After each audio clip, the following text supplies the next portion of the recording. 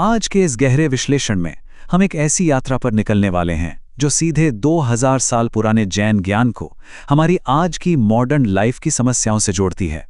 खासकर आचार्य उमा स्वामी जी के महान ग्रंथ तत्वार्थ सूत्र की उन सीखों पर बात करेंगे जिन्हें आदरणीय अनिल भैया जी ने अपने प्रवचनों में बेहद सरलता से समझाया है।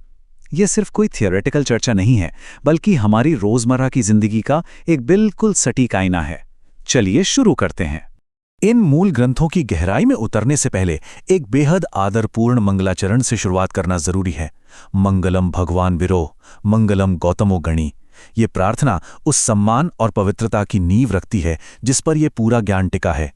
ये याद दिलाता है कि जो ज्ञान हम तक पहुंचा है वो सदियों की तपस्या का नतीजा है। ठीक है, जल्दी से आज की इस चर्चा का रोड मैप देख लेते हैं। पहला, आचार्य उमा स्वामी की विरासत। दूसरा, सत्य के अतिचार। तीसरा, झूठ की कीमत। चौथा, असौर्य के अतिचार। पांचवां, चोरी के आधुनिक रूप। और आखिरी, आधुनिक दुनिया में पवित्रता। ये मैप इन मुश्किल संस्कृत शब्दों को समझने में हमारी बहुत मदद करेगा। तो बढ़ते हैं पहले पड़ाव की तरफ, आचार्य उमा स्वामी की विरासत। इतिहास में तत्वार्थ सूत्र की जगह बेहद खास है। इंदौर में हुए एक हालिया आयोजन में इस 2000 साल पुराने लोकोपकारी संदेश को आम जनमानस तक पहुंचाने की एक बेहद अनूठी कोशिश की गई। अनिल भैया जी के इन प्रवचनों का मूल उद्देश्य यही था कि इन प्राचीन नियम कानूनों को आज के समय में प्रैक्टिकल बनाया जाए। यानी ये नियम सिर्फ सन्यासियों के लिए नहीं है, बल्कि समाज में रहने वाले हर उस इंसान के लिए हैं जो एक सच्चाई भरा जीवन जीना चाहता है। अब आते हैं दूसरे हिस्से पर, सत्य के अतिचार। सत्य का पालन करना सुनने में जितना आसान लगता है, उसकी सीमाएं उतनी ही उलझी हुई हैं। चलिए देखते हैं कि सच के साथ कहां-कहां समझौता किया जाता है। इस लिस्ट में जो सबसे दिलचस्प बात है वो ये है कि प्राचीन विद्वानों ने झूठ बोलने को सिर्फ एक जनरल कॉन्सेप्ट नहीं माना। उन्होंने इसे 5 बहुत ही स्पेसिफिक और सोची समझी कैटेगरीज में बांटा, जिन्हें अतिचार कहा गया। मिथ्योपदेशा, रहोव्याख्याना, कूटलेख क्रिया, न्यासापहारा और साकारा मंत्र भेदा। ये बताते हैं कि सच का रास्ता कहां-कहां भटक सकता है। सबसे पहली कैटेगरी है मिथ्योपदेश। सीधे शब्दों में कहें तो बिना पूरी जानकारी के या बिना किसी ठोस प्रमाण के अथॉरिटी के साथ कुछ भी बोल देना। खास तौर पर धार्मिक या ऑफिशियल मामलों में बिना सच जाने ऐसी बातें करना एक बेहद गंभीर उल्लंघन माना गया है। अब इस देन वर्सेस नाउ फ्रेम को देखिए। ये पूरी तरह से चीजों को क्लियर कर देगा। प्राचीन काल में कुछ लोग अपनी कमजोरियों को छुपाने के लिए ये झूठ फैलाते थे कि इस पंचम काल में तो मुनि होते ही नहीं हैं। और इसका आज का आधुनिक रूप क्या है? अदालतों में पैसे लेकर झूठी गवाही देना। जब कोई गवाह चंद पैसों के लिए ऐसी घटना की गवाही देता है जो उसने कभी देखी ही नहीं, तो असल में वो सीधे तौर पर इसी प्राचीन मिथ्योपदेश का पाप कर रहा होता है।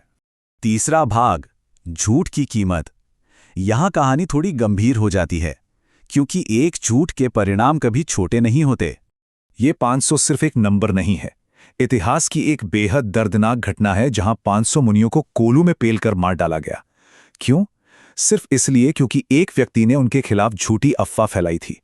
और सबसे दुर्भाग्यपूर्ण बात यह थी कि पूरी सभा में किसी ने भी उस झूठ के खिलाफ आवाज उठाने की हिम्मत नहीं की। यहां चुप रहना भी अपराध में शामिल होना बन गया। एक और चौंका देने वाली कहानी है स्वामी कार्तिकेय की। एक राजा को अपनी ही बेटी के प्रति पाप भाव आया। इसे छिपाने के लिए उसने भारी सभा में एक झूठा नियम बनाया कि राज्य के सबसे बेहतरीन रत्न पर सिर्फ राजा का अधिकार होता है, और अपनी ही बेटी से शादी कर ली। सोचिए, जब उनके बेटे को सच्चाई पता चली कि उसके पिता ही उसके नाना है, तो वो इस घिनौने सच से इतना हिल गया कि उसने तुरंत महल छोड़ दिया और आगे चलकर मुनि स्वामी कार्तिकेय बना। सत्ता का एक झूठ पूरे परिवार को कैसे तबाह कर सकता है, ये उसका एक खौफनाक उदाहरण है। झूठ की 2 और कैटेगरीज हैं, रहस्य व्याख्यान और सकारांतर भेद। इनका सीधा सा मतलब है बिना प्रमाण के किसी के प्राइवेट मोमेंट्स या अकेलेपन के रहस्यों को उजागर करना, या किसी के हाव भाव देखकर उसके छिपे हुए विचारों को सबके सामने रख देना। बिना सोचे समझे अफवाहें फैलाना किसी को ऐसी गहरी निराशा में ढकेल सकता है जहां से वापसी मुश्किल हो जाए। और ये स्लाइड बहुत ही बेहतरीन तरीके से दिखाती है कि कुटे लेखन क्रिया यानी झूठे दस्तावेज बनाने का पाप आज भी कैसे चल रहा है। पहले शाही फरमानों में हेराफेरी होती थी, आज किसी 500 रुपए के बैंक चेक में छुपके से एक जीरो बढ़ाकर उसे 5000 कर देना, या किसी बीमार मृत्युशैया पर पड़े व्यक्ति से धोखे से वसीयत पर साइन करवा लेना, इसके मॉडर्न रूप हैं। इंसान के तरीके बदले हैं पर लालच बिल्कुल वही है। चौथा भाग, अचौरे के अतिचर। अब हम दूसरे सबसे बड़े व्रत की तरफ बढ़ते हैं, जो है चोरी ना करना। ये सिर्फ ताला तोड़ने की बात नहीं है। इसमें सबसे बड़ा नाम आता है न्यासा पहारा का, मतलब किसी की अमानत को हड़प लेना। ये किसी के घर में सेंधमारी करना नहीं है, बल्कि भरोसे का कत्ल करना है। अगर कोई अपनी कीमती चीज विश्वास के साथ रखकर भूल जाए और उसे वापस न लौटाया जाए, तो ये एक बड़ा धोखा है। इसे सत्यघोष की इस दिलचस्प कहानी से समझते हैं। एक व्यापारी ने अपने 5 कीमती रत्न सत्यघोष नाम के एक व्यक्ति के पास रखे, जो पूरे नगर में अपनी ईमानदारी का बहुत दिखावा करता था। व्यापारी का जहाज डूब गया, पर जब वो किसी तरह बचकर लौट आया और अपने रत्न मांगे, तो सत्यघोष साफ मुकर गया। तब रानी ने एक कमाल की चाल चली। उसने जुए में सत्यघोष की अंगूठी जीत ली। उसी अंगूठी का इस्तेमाल करके उसके घर से वो रत्न निकलवा लिए गए और उसके पखंड की पोल खुल गई। ये सफेद पोश चोरी का एक सटीक उदाहरण है। 5वां भाग, चोरी के आधुनिक रूप। ये प्राचीन नियम आज के मॉडर्न मार्केट में कैसे फिट बैठते हैं, चलिए अब इस पर फोकस करते हैं। आचौर्य अनुव्रत के ये 5 अतिचार हैं। चोरी के लिए प्रेरित करना, चोरी का माल खरीदना, टैक्स की चोरी करना, कम तौलना और मिलावट करना। कमाल की बात है ना कि 2000 साल पहले लिखी गई ये लिस्ट आज के बिजनेस फ्रॉड को कितनी गहराई से समझती थी। अब टादा रेता दाना को ही ले लीजिए। प्राचीन काल में पैसे बचाने के लिए लुटेरों से लूटा हुआ माल खरीदना अपराध था। आज इसका आधुनिक रूप क्या है? बिना किसी पक्की रसीद के ब्लैक मार्केट से भारी डिस्काउंट पर चोरी का मोबाइल या गहने खरीदना। इन नियमों के अनुसार जो व्यक्ति जानबूझकर चोरी का माल खरीदता है, वो ठीक उतना ही दोषी है जितना कि चोरी करने वाला। और चलिए देखते हैं कि ये कैसे आगे बढ़ता है। हीनादि कमनमना, यानी तराजू और बाटों में हेराफेरी करके ग्राहकों को कम तौलना। और प्रतिरूपा क्या क्या व्यापारा, जिसका सीधा सा मतलब है मिलावट करना। महंगी काली मिर्च में सस्ते पपीते के बीज मिला देना या नकली घी को शुद्ध बताकर बेचना। इन्हें सिर्फ कोई स्मार्ट बिजनेस ट्रिक नहीं माना गया है, बल्कि ये बेहद गंभीर नैतिक अपराध हैं। छठा और आखिरी भाग, आधुनिक दुनिया में पवित्रता।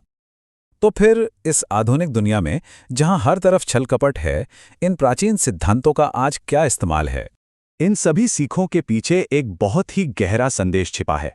दूसरों के दोषों पर मौन रहना चाहिए। असली पवित्रता सिर्फ खुद को चोरी या झूठ से बचाने में नहीं है, बल्कि दूसरों की गलतियों और उनके पापों को हवा न देने में भी है। अगर कोई गलती दिखती है तो उसे सबके सामने उछालने के बजाय मौन रहना और शांति से काम लेना ही सच्चा धर्म है। अब इस चर्चा के अंत में एक बेहद गंभीर सवाल हमारे सामने खड़ा होता है। क्या हमारा आज का समाज जाने अनजाने में इन 2000 साल पुराने उल्लंघनों को सक्सेस और प्रॉफिट के नाम पर रिवॉर्ड तो नहीं कर रहा? आज झूठे वादे, मिलावट और अफवाहें रोजमर्रा की जिंदगी का हिस्सा बन गए हैं। पर क्या हम इन छल कपट के रास्तों से बाहर निकलने का चुनाव करेंगे? ये एक ऐसी बात है जिस पर हम सबको ठहर कर विचार